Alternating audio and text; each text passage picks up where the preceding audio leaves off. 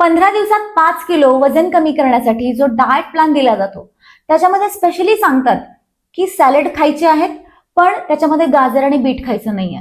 तर गाजर आणि बीट एवढे हेल्दी असतात आपल्यासाठी, का नाही खायचे? त्याच्यामध्ये फायबर्सचं प्रमाण खूप जास्त आहे.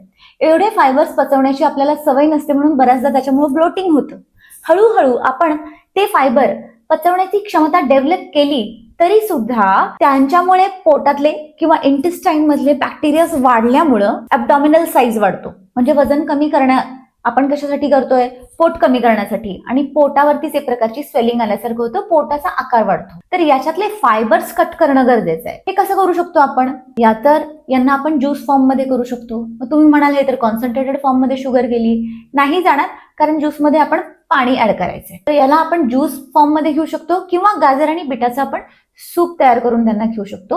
हे जास्त हेल्दी वे आहेत गाजर आणि बीट खाण्याचे, रादर दॅन त्यांना सॅलड्स मध्ये कन्झ्युम करण्यापेक्षा.